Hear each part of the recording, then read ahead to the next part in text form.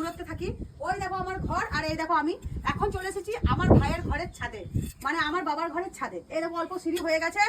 আরে কি সুন্দর ঘর হচ্ছে। এই দেখো দুখানা রুম, এই একটা ছোট্ট পাড়া রুম, আর এই একটা রুম, হ্যাঁ, আর এটা হলো গিয়ে একটা বড় ডাইনিং, আর এটা বাথরুম হচ্ছে।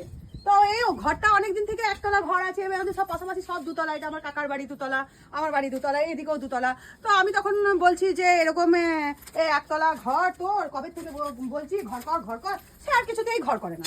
তো আর ঘর করে না। আমি বলছি যে কিছু বুঝতে পারছি না ব্যাপারটা, যে কেন ঘর করছে না, হ্যাঁ না কিছু বলছে না, ভাই ঘর কর ভাই কর, কিছুতেই ঘর করছে না। আমি যে ঘর কর, বল চুপচাপ রয়েছে। তারপরে আমি বললাম কি রে তোর ব্যাপারটা কি, তুই চুপচাপ কেন রয়েছিস, হ্যাঁ তুই ঘর কেন করছিস না?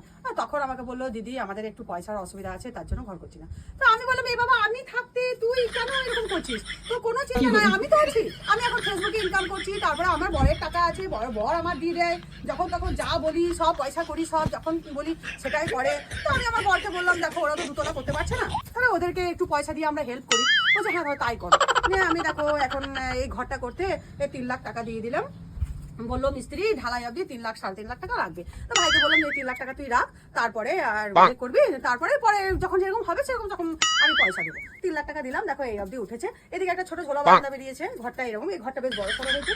হ্যাঁ ভাইয়ের বউকে বললাম, ভাইকে বললাম, হ্যাঁ মা প্রথমে নিতে চাইছিল না। মা বলছে যে না মেয়ের কাছ থেকে কি পয়সা নেবো নিয়ে। আমি মাকে বলছি যে মা চিন্তা করো না, পয়সা নেবো না কিছু না, পয়সা নেওয়ার কোনো ব্যাপারই না রে বাবা। মেয়ে মানে ছেলে মানে মেয়ে, আর মেয়ে মানে ছেলে, ঠিক আছে? বলো বন্ধুরা, মেয়ে কি মাকে হেল্প করতে পারে না? পারে। আমি তোর কাছে কেন নেবো? আমি লজ্জার ব্যাপার, মান সম্মানের ব্যাপার।